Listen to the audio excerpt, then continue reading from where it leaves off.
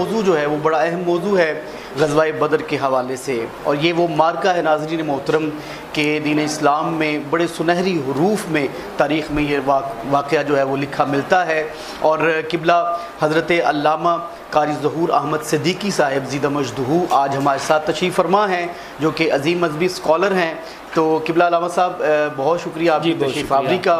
اور غزوہ بدر کے حوالے سے چونکہ آج کا ہمارا ٹاپک ہے، اور کیا فرماتے ہیں کس طرح مسلمانوں نے اتنی بڑی تعداد کفار کی اس طرف اور ایک طرف 313 صحابہ، کیا فرماتے ہیں آپ؟ بسم اللہ الرحمن الرحیم وَلَقَدْ نَصَرَكُمُ اللَّهُ بِبَدْرٍ وَأَنْتُمْ أَذِلَّةٌ صدق اللہ العظیم اللہم صلی علی سیدنا و مولانا محمد مبارک وسلم۔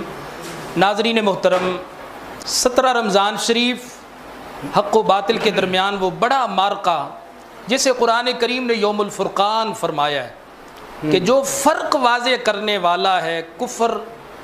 اور حق کے درمیان، وہ مارکہ جو ہے 17 رمضان شریف کو ہوا۔ تاریخ اسلام کا اگر واقعات پڑھے جائیں، مطالعہ کیا جائے تو یہ بات واضح ہوتی ہے ہمارے آقا دو عالم تاجدار انبیاء صلی اللہ علیہ وسلم کی مکی زندگی مبارک بڑی مشکلات سے گری تھی، کافروں نے بڑی تکلیفیں دیں، خود نبی پاک صلی اللہ علیہ وسلم کو اتنی تکالیف دی گئیں، حضور کے صحابہ کو بڑی تکالیف دی گئیں۔ بالآخر صحابہ کرام حضور کے فرمان کے مطابق وقتاً فوقتاً ہجرت فرماتے رہے، مدینہ شریف کی طرف آ گئے، اور پھر آخر میں جب حضور آقا دو عالم صلی اللہ علیہ وسلم کو اللہ کا حکم ہوا پیارے حبیب آپ بھی ہجرت فرما جائیں، تو حضور اپنے یار غار حضرت تاجدار صداقت صدیق اکبر رضی اللہ تعالیٰ عنہ کے ہمراہ حضور نے ہجرت فرمائی، مدینہ پاک تشریف لے آئے، کیونکہ کافروں نے بڑے ناپاک پروگرام بنا لیے تھے کہ ہم نے معاذ اللہ اللہ کے رسول کو شہید کر دینا ہے، لیکن یہ ان کا باطل پروگرام تھا۔ اللہ نے اپنے حبیب کی حفاظت کا ذمہ خود لیا تھا۔ یاسمک من الناس، اللہ فرماتا ہے حبیب پیارے ہم لوگوں سے آپ کی حفاظت کریں گے،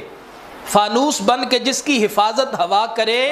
وہ شمع کیا بجھے جسے روشن خدا کرے۔ اللہ نے اپنے حبیب کی حفاظت کرنی تھی، اس لیے واقعات ہجرت بتاتے ہیں کہ اللہ کے حبیب صلی اللہ علیہ وسلم کس طرح اللہ تعالیٰ کے کرم اور فضل سے مدینہ پاک پہنچے۔ لیکن کافروں کی وہ جو رنجش تھی نا، اسلام ترقی نہ کرے، روز بروز ان کی ترقی بڑھتی جا رہی ہے، اسلام کی تعداد مسلمانوں کی بڑھتی جا رہی ہے،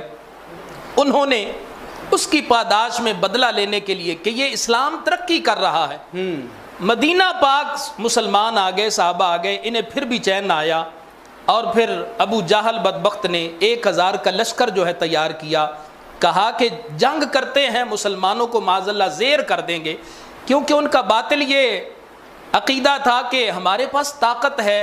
مسلمان بے سر و سامانی کے عالم میں ہیں، لیکن حقیقت یہ ہے مسلمانوں کے پاس ظاہری اسباب تھوڑے بھی ہوں، کافر جو ہے وہ اسباب پر نظر رکھتا ہے، لیکن مسلمان جو ہے اس کی نظر اسباب پر نہیں ہوتی، وہ مسبب پر نظر رکھتا ہے، اور مسبب جو ہے وہ اللہ کی ذات ہے، تو جس کے ساتھ اللہ ہو اس سے بڑی کائنات میں طاقت ہی نہیں ہے۔ تو جب انہوں نے دیکھا کہ ہمارے پاس ساز و سامان بڑا ہے،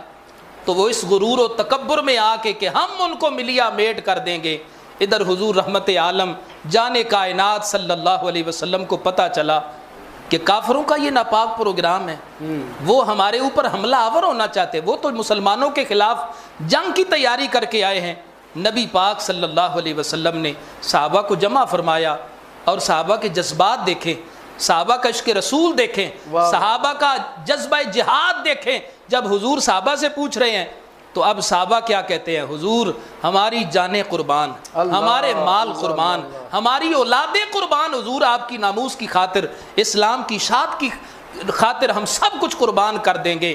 کیونکہ غلامان محمد جان دینے سے نہیں ڈرتے، یہ سر کٹ جائے یا رہ جائے کچھ پرواہ نہیں کرتے۔ جب صحابہ کا عشق رسول حضور نے دیکھا، حضور نے تبسم فرمایا، اور چہرہ مصطفیٰ کریم صلی اللہ علیہ وسلم خوشی اور مسرت سے روشن ہو گیا۔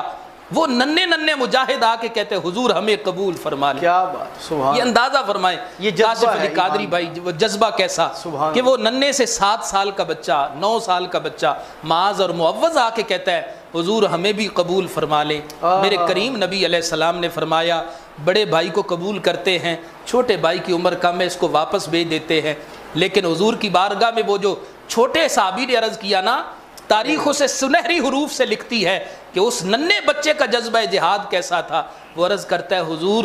یہ بھائی تو میرا بڑا ہے لیکن پاور میری زیادہ ہے۔ کیا بات، حضور کشتی کروا کے دیکھیں۔ اب وہ کیسی کشتی تھی جس کو دیکھنے والے صحابہ کرام تھے، اور فیصلہ کس نے کرنا تھا؟ امام الانبیاء نے آج فیصلہ کرنا تھا۔ اور یہ کشتی کس وجہ سے ہو رہی تھی؟ اقتدار کی خاطر نہیں تھی، دنیا کی عزت و جاہ و جلال کی خاطر نہیں تھی، یہ حضور کے نام پر جان قربان کرنے کے لیے، جہاد کے نام پر کیا بات، یہ کشتی کروائی جا رہی تھی۔ اس سے پتہ چلتا ہے صحابہ کا جذبہ جہاد کتنا عروج پر تھا۔ جب ننھے شہزادوں کا یہ جذبہ جہاد تھا تو پھر بڑے لوگوں کا جذبہ جہاد، جو جلیل القدر صحابہ ہوں گے، ان کا جذبہ جہاد کیا ہوگا؟ جب حضور نے حکم فرمایا، دونوں صحابیوں کو، ننھے شہزادوں کو قبول فرما لیا، اور جب یہ لشکر چلا، قربان جائیں، جس لشکر کی قیادت نبیوں کا تاجدار کر رہا ہے،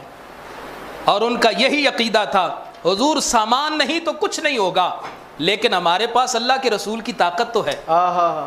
یہ لشکر ساری دنیا سے انوکھا تھا، نرالا تھا، کہ اس لشکر کا افسر ایک کالی کملی والا تھا، حضور کی قیادت جو انہیں نصیب ہو گئی۔ اور جب یہ لشکر چلتا ہے، 12 رمضان المبارک مدینہ پاک سے روانگی ہوتی ہے، اور 17 رمضان شریف سے پہلے جب حضور بدر کے مقام پر پہنچے، دیکھا کہ وہ جو کفار ہیں انہوں نے تو آ کے بدر کی وہ پختہ زمین جو ہے اس کو انہوں نے اپنے انڈر میں لے لیا ہے، اور انہوں نے وہاں پہ ڈیرے جمائے ہوئے ہیں۔ صحابہ کرام کے لیے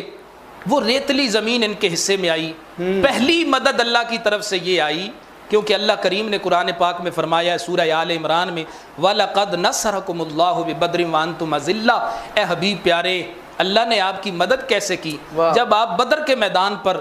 بے سر و سامانی کے عالم میں تھے، وہ پہلی مدد جو تھی وہ کیسی تھی؟ اللہ نے وَيُنَزِّلُ، اللہ نے نازل فرمائی، وَيُنَزِّلُ مِنَ السَّمَاءِ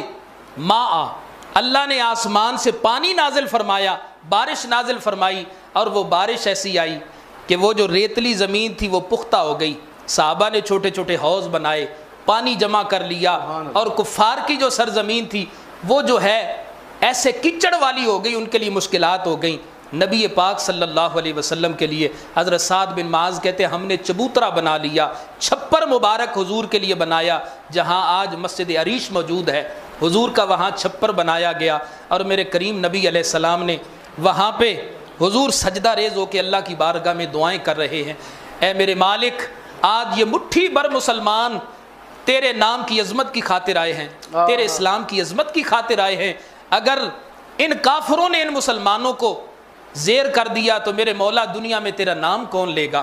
نبی پاک صلی اللہ علیہ وسلم کی وہ دعائیں رنگ لائیں، یا اللہ اپنی نصرت بھیج دے، اپنی مدد بھیج دے۔ حضرت صدیق اکبر فرماتے ہیں میں حضور کے ساتھ اس چھپر مبارک میں موجود تھا، بار بار میں اس چھپر میں آتا تھا، حضور سر سجدے میں رکھ کے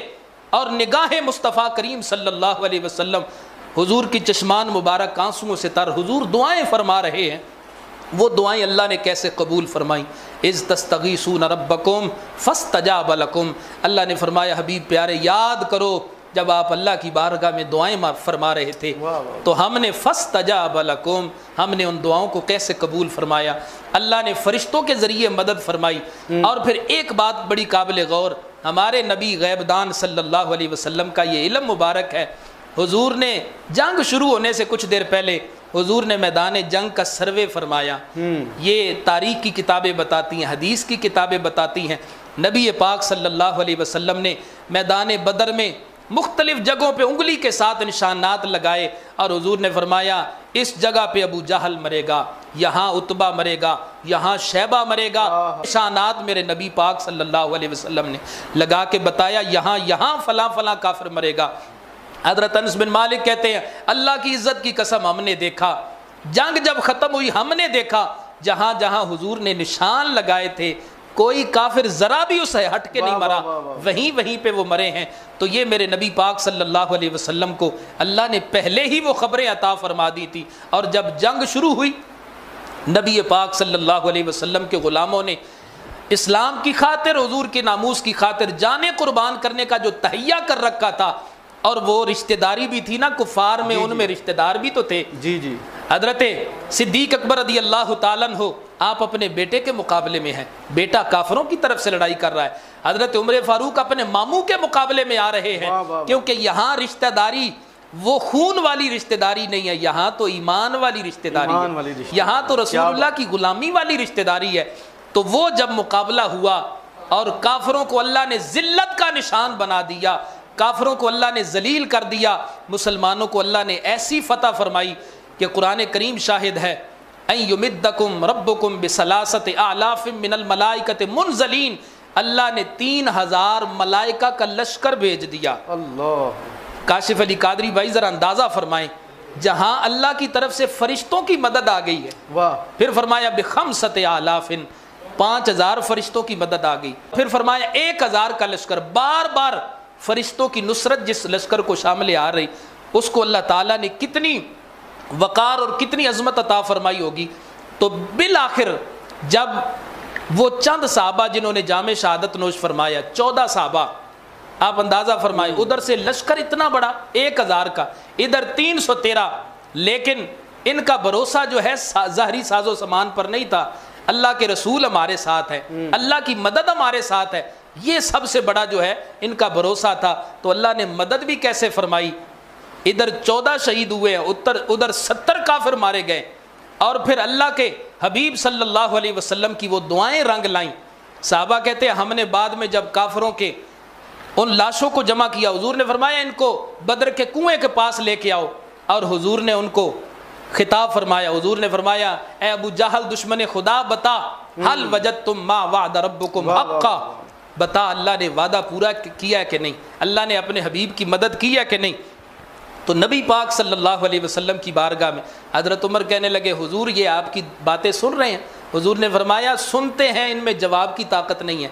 تو قصہ مختصر، جب یہ جنگ ختم ہوئی، اللہ نے مسلمانوں کو فتح عظیم کی خوشخبریاں